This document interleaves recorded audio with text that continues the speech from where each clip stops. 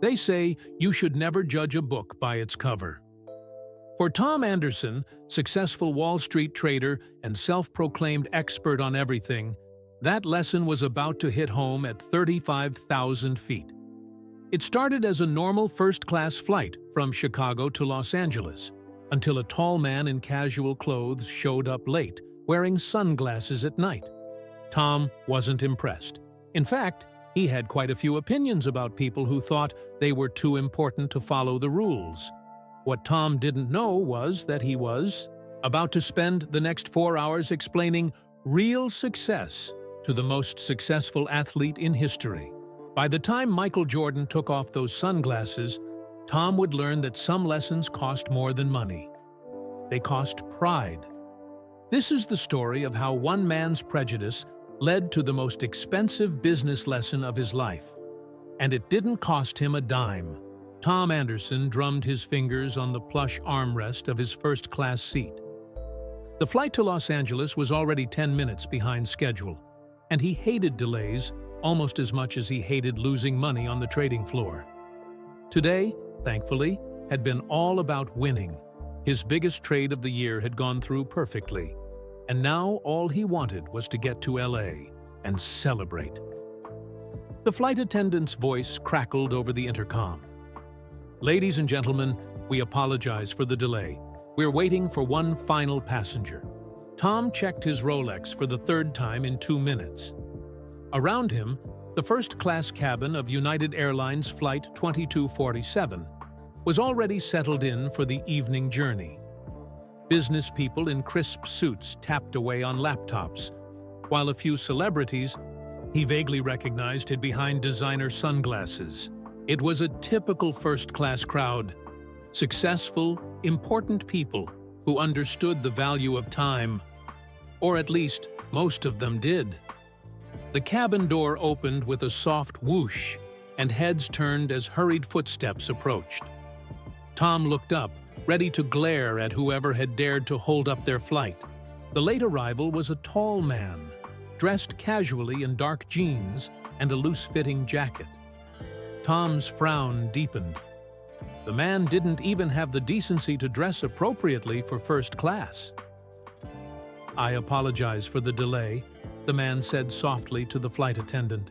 His voice was deep and surprisingly gentle, but Tom wasn't about to let that sway him. The flight attendant's response was oddly flustered as she checked the man's boarding pass. "Oh, of course, sir. It's no problem at all.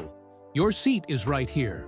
Tom's heart sank as the flight attendant gestured to the empty seat next to him. Perfect. Just perfect. He'd paid extra for a window seat, hoping to avoid exactly this kind of situation. The tall man moved down the aisle with surprising grace for someone his size. Other passengers stirred as he passed, but Tom was too irritated to notice their reactions. The man was wearing sunglasses, even though the sun had set hours ago. Probably thought he was some kind of celebrity, Tom decided. "Excuse me," the man said politely as he prepared to slide past Tom to reach his seat. Tom stood up with an exaggerated sigh, making sure the late passenger knew exactly how inconvenient this was. As the man settled in, Tom caught a whiff of expensive cologne. At least, he had that much class. A young girl, maybe 13 or 14, sat across the aisle with her family. She was staring at Tom's new seatmate with wide eyes and an even wider smile. Tom rolled his eyes. Teenagers these days would get excited over any wannabe celebrity. "We'll be departing shortly," the flight attendant announced, but Tom barely heard her. He was too busy noticing how the man's long legs seemed to take up more than their fair share of space. The guy had to be at least 6'6", maybe more. First time in first class? Tom couldn't help asking, his voice dripping with condescension. The trading floor had taught him that the best defense was a good offense, and he wasn't about to spend the next 4 hours feeling cramped because some basketball wannabe had shown up late. The man turned slightly, his expression unreadable behind the dark glasses. "No, he replied simply, his voice carrying a hint of amusement that made Tom's blood boil. "Could have fooled me," Tom muttered, just loud enough to be heard. "Some of us actually respect other people's time." The teenage girl across the aisle made a choking sound. When Tom glanced over, she was staring at him with an expression of horror, her hand covering her mouth. Her mother whispered something in her ear, and the girl shook her head in disbelief. The late passenger said nothing, simply opening the magazine from the seat pocket in front of him. Tom noticed his hands were massive, with long, elegant fingers that handled the pages with surprising delicacy. A gold ring glinted on one finger, catching the cabin lights. The plane finally began to taxi, and Tom pulled out his cell phone for one last important call before they took off. "Jerry? Tom here. Listen, about that Nike deal." He paused as his seatmate shifted slightly at the mention of Nike. "Tell them they're dreaming if they think we'll accept those terms. I know sports equipment, and their projections are way off." The man beside him made a sound that might have been a laugh or a cough. Tom shot him an irritated look, but the man appeared absorbed in his magazine. As they took off, Tom couldn't shake the feeling that something was off about this flight. The flight attendants kept finding excuses to walk past their row. Other passengers whispered and pointed when they thought no one was looking. Even the pilot's welcome announcement had seemed strangely excited. But Tom had bigger things to worry about, like how to survive the next 4 hours next to someone who clearly didn't understand the unwritten rules of first-class travel. Someone who thought it was perfectly fine to hold up a plane full of important people and then act like it was no big deal. The teenage girl was still watching them. Tom wished she would stop. It was bad enough having to sit next to this guy without having an audience. "Some people," Tom said loudly as the seatbelt sign dinged off, "think they're too important to show up on time like the rest of us." The cabin went oddly quiet. A flight attendant nearly dropped her tablet. The teenage girl looked like she might cry, but the man beside Tom just smiled, a small, knowing smile that suggested he'd heard it all before. He turned a page in his magazine, and Tom caught a glimpse of what he was reading. An article about the Chicago Bulls' latest championship. Typical, Tom thought.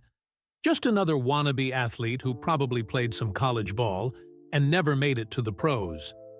The kind who lived in past glory and expected special treatment. He had no idea just how wrong he was.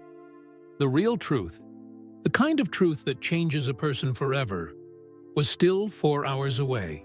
As the plane leveled off at cruising altitude, Tom's mind drifted back to that morning. He could still feel the electric buzz of the trading floor, the moment when everything had clicked into place. "Anderson!" his boss had shouted across the crowded room. "Nike's stock is dropping." Tom had been ready. He'd spent months studying the sports equipment market, tracking every trend, every minor shift in consumer behavior. While others panicked at the dip, he'd known exactly what to do. "Buy," he'd commanded his team. "Buy everything you can get your hands on." His colleagues thought he was crazy. Nike's latest basketball shoe line wasn't meeting expectations. The market was nervous. But Tom knew better, or at least he thought he did. By closing bell, Nike's stock had rebounded. Tom's instincts had paid off, earning his firm millions. His boss had clapped him on the back, promising a bonus that would make his eyes water. He'd felt invincible. The memory made him smile, until a small commotion beside him pulled him back to the present. A flight attendant was practically tripping over herself to help his seatmate with his drink order. "We have a special bottle of wine in the galley," she said, her voice barely containing her excitement. "I think you'll really appreciate it, sir." The man in sunglasses shook his head politely. "Just water, thank you." Tom snorted. Who turned down fancy wine in first class? Probably couldn't tell the difference between a fine Bordeaux and grape juice. The teenage girl across the aisle was still watching them. She'd been whispering with her younger brother, who kept trying to get out of his seat until their mother pulled him back. Tom wished they'd control their kids better in first class. "Quite a day for Nike," the man beside him commented casually, breaking the silence between them. Tom straightened in his seat. Finally, a chance to show this latecomer what real success looked like. "The market doesn't understand athletic wear like I do," he said, puffing up with pride. "I predicted this morning's rally. Made my firm a fortune." The man nodded slowly. "You work in trading?" "Senior commodities trader at Maxwell Brothers," Tom announced, dropping his firm's name like a heavyweight title. "We handle portfolios for some of Chicago's biggest names." "Interesting." The man's tone was polite, but non-committal. "You must follow sports then?" Tom waved his hand dismissively. "Only the business side. All these overpaid athletes, they don't understand what real work looks like. Now take today, for example. I made more money in 1 hour than most NBA players see in a week." Oh! A muffled laugh came from somewhere behind them, quickly silenced. The teenage girl had buried her face in her hands. Even the flight attendant passing by seemed to stumble slightly. The man in sunglasses took a slow sip of his water. "Is that right?" Something in his tone made Tom pause, but he was too caught up in his own success to notice the warning signs. "Absolutely. These players think they're so special because they can throw a ball through a hoop. But guys like me, we're the ones who really keep the sports world turning." "Hey!" The teenage girl suddenly spoke up, leaning across the aisle. "Don't you know who you're—" "Sarah," her mother whispered sharply, pulling her back. "Leave them be." Tom glanced at the girl, Sarah, with annoyance. "See what I mean?" he said to his seatmate. "Everyone thinks they know something about sports these days." The man's large hands rested easily on his armrests. One hand bore that gold ring Tom had noticed earlier, but now he could see it wasn't just any ring. It had an odd shape to it, almost like— "More water, sir." Another flight attendant had appeared, this one practically vibrating with enthusiasm. "Thank you," the man said softly. As he reached for the glass, his jacket sleeve rode up slightly, revealing a glimpse of what looked like a very expensive watch. Tom frowned. Maybe he'd underestimated this guy's success level, but that didn't excuse his lateness or his casual attire. "You know," Tom said, warming to his favorite subject, himself, "success isn't just about having money. It's about presentation, looking the part." He gestured to his own perfectly tailored suit. "That's something I wish more people understood."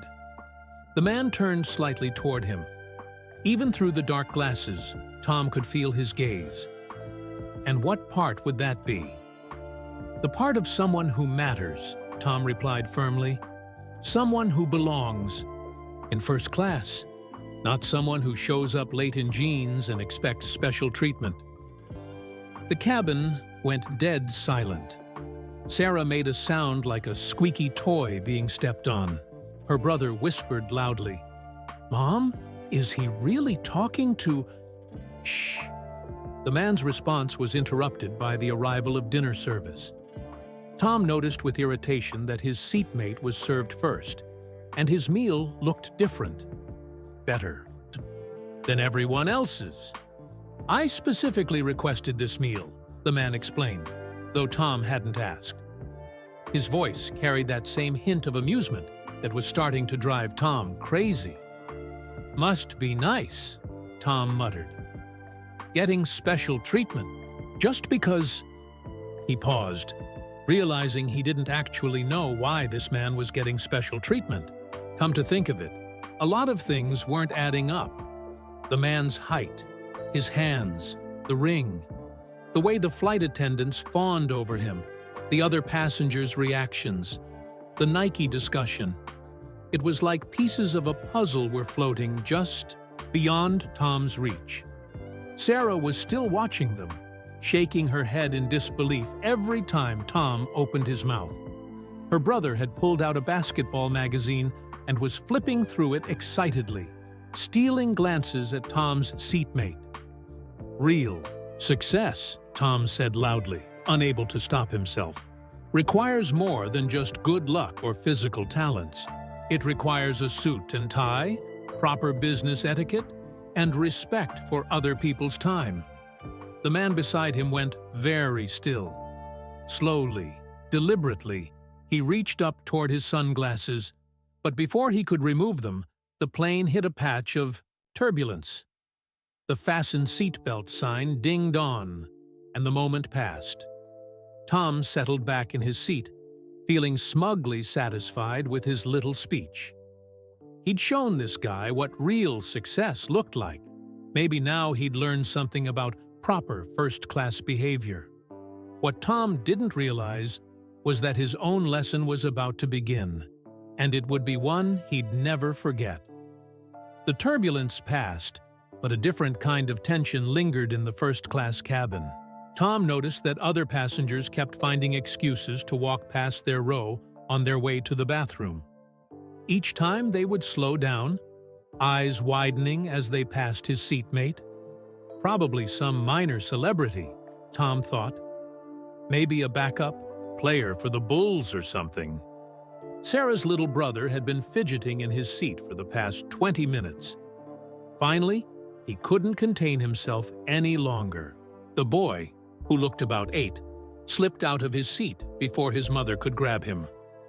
"Excuse me, sir," the boy said, approaching Tom's seatmate with a basketball magazine clutched to his chest. "Would you could you possibly—" The tall man's face softened into a gentle smile. "What's your name, young man?" "Michael," the boy answered, then added quickly, "Just like your—" "Tommy!" Sarah hissed, yanking her brother back. "Mom said to wait." Tom rolled his eyes. Kids these days, bothering people on planes. Though he had to admit, his seatmate had handled it well. There was something familiar about the way he'd talked to the boy, something Tom had seen before, but he couldn't quite place it. "You seem good with kids," Tom commented, trying to sound generous. "Let me guess, high school basketball coach?" A muffled snort came from somewhere behind them, followed by the sound of someone choking on their drink. The man beside Tom just smiled that maddeningly calm smile. "I work with young players sometimes," he said carefully. Tom nodded knowingly. "Ah, that explains it. Must be tough, teaching kids when you never quite made it to the pros yourself." The silence that followed was deafening. Sarah made a sound like a deflating balloon. Her mother appeared to be praying. Even the flight attendants stopped in their tracks, staring at Tom with a mixture of horror and disbelief. The man in sunglasses took a slow, deliberate breath. "What makes you think I never made it to the pros?" "Well, look at you," Tom gestured, vaguely. Sure, you're tall, but it takes more than height to make it in the NBA. It takes that special something, that killer instinct. Like in business, you either have it or you don't." "And you have it?" the man asked quietly. "Obviously," Tom said, warming to his subject. "Take today's Nike trade. Everyone else panicked, but I saw the bigger picture. I understand what drives the market. These athletes, they come and go, but guys like me? We're the ones who make the real decisions." The man shifted slightly in his seat. "Tell me more about these Nike trades." Finally, Tom thought, this guy was showing some respect. "Well, their latest shoe line isn't performing as expected. Market's nervous about their basketball division, but I knew better. The Bulls' championship run this year? That's going to drive sales through the roof." "The Bulls," the man repeated softly. "You follow them?" "Only for business purposes," Tom clarified quickly.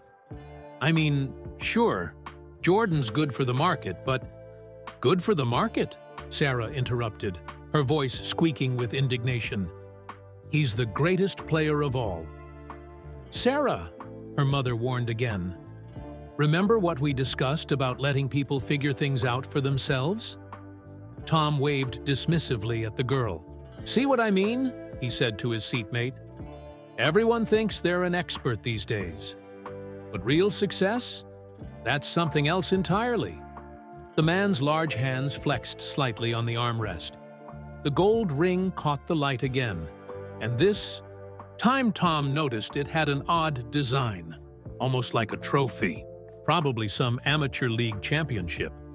"You mentioned Jordan," the man said. "What do you think about his game?" Tom shrugged. "Decent player, I guess. Overrated if you ask me. I mean, sure, he sells shoes, but let's be honest, these athletes are overpaid. Now, what I did today on the trading floor, that takes real skill." A collective gasp went through the cabin. Someone dropped a phone. Sarah had buried her face in her hands again, her shoulders shaking with what might have been laughter or tears. The man beside Tom went very still. For a moment, the only sound was the hum of the plane's engines. "You know," the man said finally, his deep voice carrying a hint of something Tom couldn't quite identify.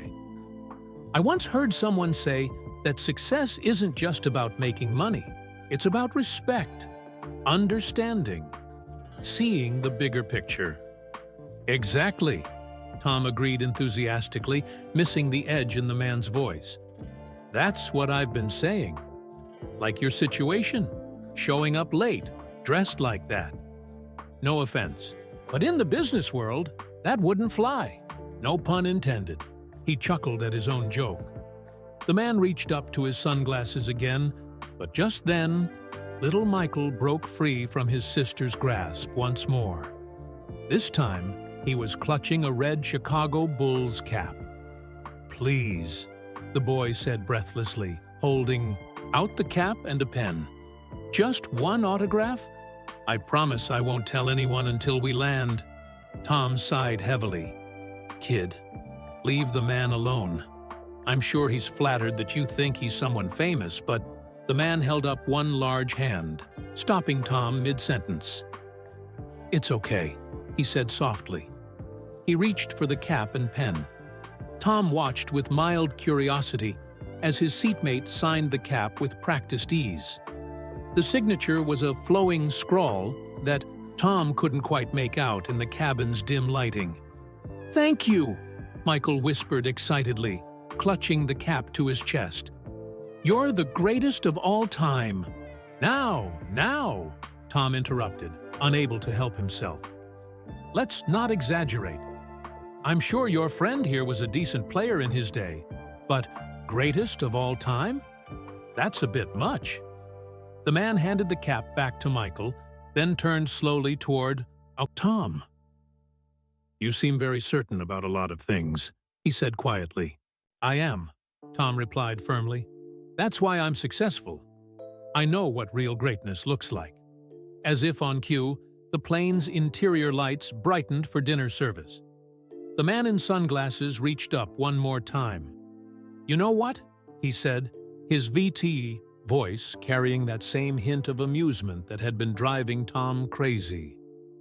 "I think it's time we had a proper conversation about greatness." His hands moved toward his sunglasses, and this time there was no turbulence to interrupt him. Tom was about to discover just how wrong one person could be about everything they thought they knew. Just as the man's fingers touched his sunglasses, a flight attendant rushed forward. "Mr. Jor, sir, your special meal is ready." The glasses stayed on. Tom frowned at the flight attendant's strange behavior. She'd almost said something, a name, but caught herself. The tall man nodded, politely, and lowered his hands.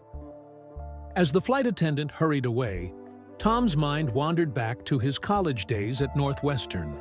He'd been the same back then, certain about everything. He remembered watching his classmates cheer during basketball games, never understanding their excitement. "It's just a game," he'd always said. "While you're all watching basketball, I'm studying the stock market." His roommate had tried to drag him to a Bulls game once, back in '96. "Come on, man! It's Michael Jordan! You can't live in Chicago and never see Jordan play." But Tom had refused. "Waste of time," he'd said. "In 10 years, nobody will even remember these players." The memory stirred something in his mind, a nagging feeling that he was missing something obvious. Beside him, the tall man was taking a business call on a cell phone that looked far too expensive for a high school coach. "Yes, Phil, I'll be at practice tomorrow," the man said quietly. "Tell the team not to worry." "No, the Nike meeting went fine." "Yes, I saw the new shoe designs myself." Tom's ears perked up at the mention of Nike again. The man spoke with surprising authority about the company's plans. Maybe he wasn't just a coach after all. Could be some kind of sports marketing executive. "Listen," Tom interrupted as the man ended his call. "About Nike, I could give you some real insights into their market position. As I mentioned, I'm something of an expert in sports retail." Sarah, who had been desperately trying to get Tom's attention by waving and pointing, slumped back in her seat with a groan. Her brother Michael was still staring at his signed cap, with awe. "An expert?" the man asked, that slight amusement back in his voice. "Tell me more." Before Tom could launch into another self-important speech, the plane hit a small pocket of turbulence. The man's jacket shifted, revealing a glimpse of what looked like a gold medal chain around his neck. "Olympics fan?" Tom asked, nodding toward the chain. The man touched the chain briefly. "You could say that. My firm handled some sponsorship deals for the '92 Dream Team," Tom boasted, though in reality, he'd only filed some paperwork for the deals. Now, those were real athletes, not like today's players. The temperature in the cabin seemed to drop several degrees. A businessman across the aisle choked on his coffee. Sarah's mother was now filming discreetly with her phone, shaking her head in disbelief. "The Dream Team," the man repeated slowly. "You're familiar with them?" Sure, Tom said confidently. "Magic Johnson, Larry Bird.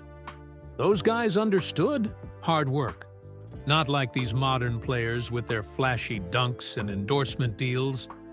The man's hands tightened slightly on his armrests. "And Jordan? Was he on this dream team you're so familiar with?" "Jordan? Oh yeah, he was there too," Tom said dismissively. "Though between you and me, I think he's more of a marketing gimmick than a real businessman. I mean, what does a basketball player know about real business?" The silence that followed was absolute. Even the plane's engines seemed to quiet down, in shock. Sarah had slid so far down in her seat that only her horrified eyes were visible above the tray table. The man beside Tom took a long, measured breath. "Real business," he repeated softly. "Like your Nike trades today?" "Exactly," Tom said, warming to his subject. "See, I understand the market. These athletes, they're just products. We're the ones who create the real value. Today, for instance, I probably made more money for Nike than Jordan has all year." A strange sound came from the man beside him, something between a cough and a laugh. He reached into his jacket pocket and pulled out what looked like a business letter. The letterhead caught Tom's eye. "Nike headquarters, urgent. MJ signature line approval required." "What's that?" Tom asked, trying to peek at the contents. "Just some paperwork about basketball shoes," the man said mildly. "Nothing a real businessman like yourself would find interesting." Something about the way he said it made Tom pause. The letter looked awfully official for a high school coach. And now that he thought about it, the man's Nike connection, his height, the way people were acting.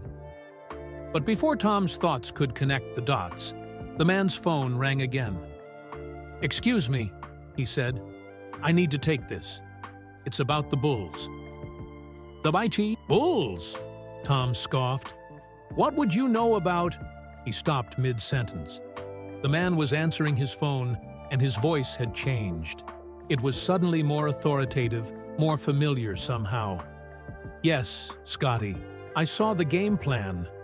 "No, Phil's. Got it under control. Tell Dennis to stick to the defense we practiced." Tom's mind started spinning. Scotty? Phil? Dennis? Why did those names sound so important together? The teenage girl across the aisle was now holding up her magazine, pointing frantically at the cover. Tom caught a glimpse of a familiar face, soaring through the air. Basketball raised high. No, he thought. It couldn't be. Could it? His eyes darted to the man's hands again, those large, graceful hands that had just signed little Michael's cap, to the gold ring that wasn't just any ring, but looked suspiciously like an NBA championship ring, to the Olympic gold medal chain, to the Nike paperwork marked MJ.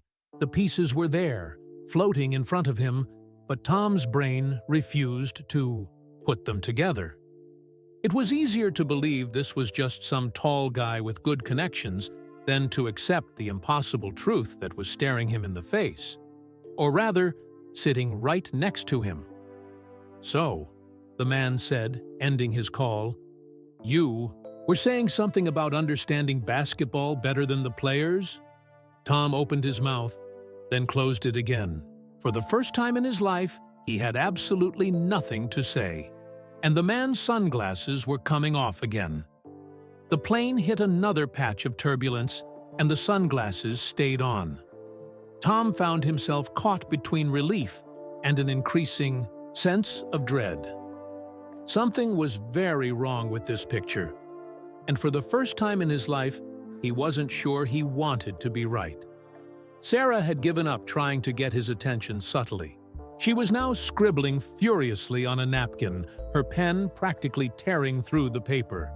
Her brother Michael clutched his signed cap, whispering excitedly to their mother about playing it cool, just like they'd promised.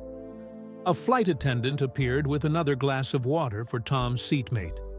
"Here you are, Mr. J." She caught herself again, blushing. Sir. Tom's mind latched onto the letter J.A. There was something important about that letter, something obvious that kept slipping away from him like a basketball spinning, on the rim of his understanding. "You know," the tall man said casually, "I find it interesting how you view success." He pulled out the Nike letter again, and this time Tom caught more of the text. "Urgent. Final approval needed for Air J, the E." Rest was folded away before he could read it, but Tom's heart started beating faster. Air. That word combined with J. Why did that combination make his palms sweat? "Tell me," the man continued, his deep voice carrying that same hint of amusement that now seemed almost familiar. "What makes you think you understand Nike's basketball division better than the players themselves?" Well, Tom stammered, his usual confidence wavering. "The numbers don't lie. I've studied the market trends, the sales figures, the shoes," the man suggested mildly. "Yes, the shoes." Tom grabbed onto the familiar topic like a lifeline. Take the Air Jordans, for example. Everyone thinks they're so special just because Michael Jordan— He stopped abruptly. Something clicked in his brain, but he immediately pushed it away. No, that was impossible. He wasn't sitting next to. He couldn't be. Sarah's napkin note finally made it into his hands, passed along by a helpful passenger who seemed torn between horror and delight at Tom's obliviousness. He unfolded it with shaking fingers. "That's Michael Jordan you're talking to?" Tom crumpled the note instantly. His mind started racing through everything he'd said in the past 2 hours. The comments about athletes, the dismissal of basketball players, his claims about understanding Nike better than... No. He refused to complete that thought. "You seem uncomfortable," the man observed. "Something wrong with your Nike analysis?" Tom loosened his tie. "Was it getting hot in here? I mean, about what I said regarding basketball players." "Yes?" The man leaned forward slightly. "Especially what you said about Jordan. Please, continue. I'm very interested in your expert opinion." The entire first-class cabin seemed to hold its breath. Sarah had her phone out now, obviously recording. Her mother had given up trying to stop her. Even the flight attendants had gathered at the front of the cabin, watching with barely concealed excitement. "I should probably clarify," Tom said weakly, "when I said Jordan was overrated." "You meant as a businessman, right?" the man prompted. "A marketing gimmick, I believe you called him." Tom's collar felt 2 sizes too small. "Listen, whoever you are..." "Oh, you still don't know who I am?" The man's smile widened just slightly. "Even after all the hints, the Nike calls, the Bulls practice, Scotty and Phil?" Each word hit Tom like a physical blow. The pieces were falling into place with devastating clarity. The height, the hands, the ring, the Olympic chain, the Nike paperwork.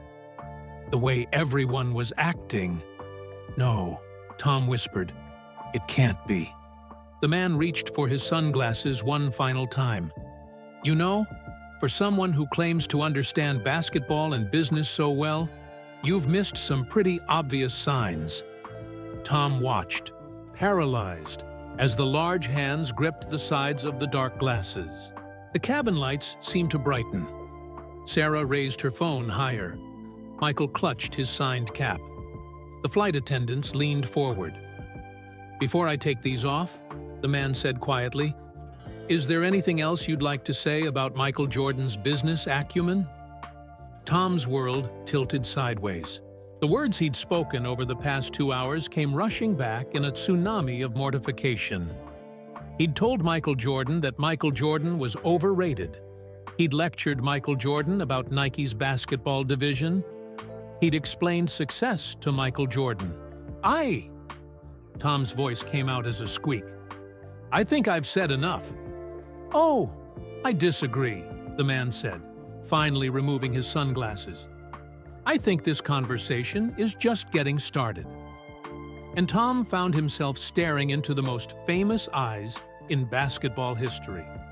Time seemed to stop in the first-class cabin. Tom found himself staring into eyes he'd seen countless times on television, on billboards, on the covers of magazines. Eyes that held an intensity that no camera had ever fully captured. Eyes that had watched countless opponents crumble under their gaze. Eyes that were now fixed directly on him. Michael Jordan, the actual Michael Jordan, sat there studying Tom with an expression that mixed amusement with something else. Something that reminded Tom of a predator who had spent hours patiently waiting for the perfect moment to strike. "So," Jordan said, his voice carrying that familiar cadence that Tom had heard in countless interviews and commercials. "Let's talk about Nike's basketball division. You seem to have some strong opinions about it." Tom's mouth opened and closed like a fish out of water. Behind him, someone whispered, "Is he filming this? Please tell me someone is filming this." You. But..." Tom stammered, his world tilting on its axis. "You're Michael Jordan," the legend supplied helpfully. "You know, the marketing gimmick you were just telling me about?" The words hit Tom like a physical blow. His mind raced through everything he'd said during the flight. Every dismissive comment about basketball players, every boast about understanding Nike better than the athletes, every condescending remark about success and proper business attire. He'd lectured Michael Jordan about basketball shoes. He'd told Michael Jordan he was overrated. He'd tried to explain business to Michael Jordan. "Mr. Jordan," Tom squeaked, his voice barely a whisper, "I can explain." Jordan held up one of his famously large hands. "Oh, you've been explaining for the past 2 hours. Now it's my turn." Sarah was practically bouncing in her seat, her phone still recording every moment. Her brother Michael looked like he might explode from sheer joy. "You know what I've learned about success?" Jordan continued, his voice carrying that same intensity he'd brought to every game. "It's not about the suit you wear or how important you think you are. It's about respect, understanding, seeing the whole picture, not just the part you want to see." Tom nodded frantically, sweat beading on his forehead. "You made some money on Nike stock today," Jordan acknowledged. "Good for you. But while you were trading our stocks, I was in a meeting designing the next Air Jordan. Been doing that for, what?" He pretended to think. "About 30 years now." The flight attendants had given up any pretense of working. They stood in the aisle, watching the scene unfold with undisguised glee. I didn't know," Tom managed to say. "Clearly," Jordan replied, a smile playing at the corners of his mouth. "But you were so sure you knew everything else. About basketball, about business, about success." He gestured to his casual clothes. "About proper first-class attire. Each word landed like a gentle jab, the kind Jordan had perfected on the court. Not meant to hurt, but to teach a lesson. "Tell me," Jordan continued, "how much did you say you made for Nike today?" "7 million, Tom whispered. Jordan nodded thoughtfully. "That's not bad. About what my Nike deal makes before lunch on a slow Tuesday?" A muffled laugh rippled through the cabin. Tom felt his face burning. "But here's what interests me." Jordan leaned forward slightly. "You've spent this whole flight telling me what success looks like, but you never once asked anyone else's opinion. Never wondered why people were acting strange. Never questioned your own assumptions." Tom stared at his shoes. Nike Air Jordans, he realized with fresh horror. "In basketball," Jordan continued, his voice taking on the tone of a coach, "that kind of tunnel vision will get you beaten every time. You have to see the whole court, read the defense, understand the game beyond just your own position." "Yes, sir," Tom managed to say. "The same is true in business," Jordan said. "The same is true in life." He reached into his jacket and pulled out the Nike paperwork he'd been reading earlier. "You know what this is? The designs for next year's Air Jordans, worth about $2 billion in projected sales." He smiled. "But what would I know about business?" Tom wanted to disappear through the floor of the plane. "Mr. Jordan, I am so sorry." "For what?" Jordan asked mildly. "For being wrong? Or for being arrogant about being wrong?" The question hung in the air like one of Jordan's legendary hanging jumpers. "Both," Tom whispered. "Definitely both." Jordan nodded, then did something unexpected. He laughed. Not unkindly, but with genuine amusement. "You know what? I like honest answers. They show potential for growth." He turned towards Sarah and her brother. "What do you think, kids? Should we give him a chance to learn from this?" "Yes!" Sarah exclaimed, while her brother nodded enthusiastically. Jordan turned back to Tom. "Here's what we're going to do. For the rest of this flight, I'm going to teach you about real success. Not the kind you measure in dollars or trades, but the kind that makes you a better person. You interested?" Tom nodded so hard he felt like his head might come off.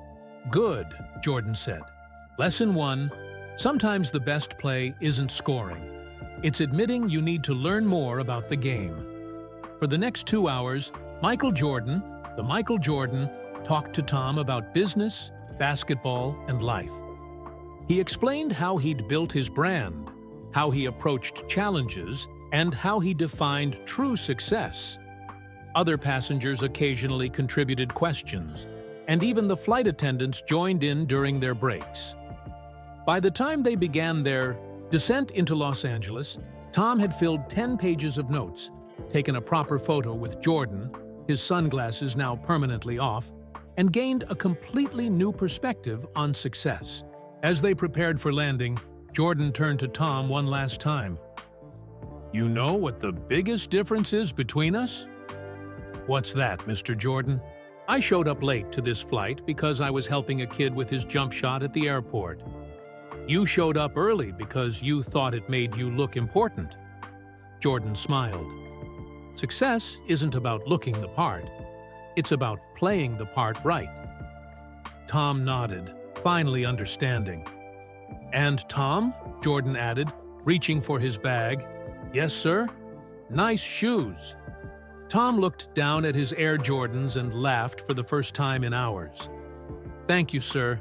I heard they were designed by some marketing gimmick." "Now that," Michael Jordan said with his famous competitive grin, "is progress." As they taxied to the gate, Tom realized something. He just had the most expensive business lesson of his life, and it hadn't cost him a dime. All it had cost was his ego. And watching Michael Jordan sign autographs for every passenger in first class as they deplaned, Tom decided that was probably the best trade he'd ever make.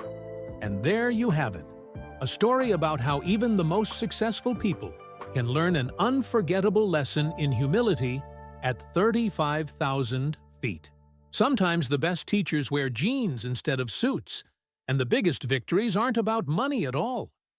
I'm curious, what would you have done in Tom's situation? Let me know in the comments below.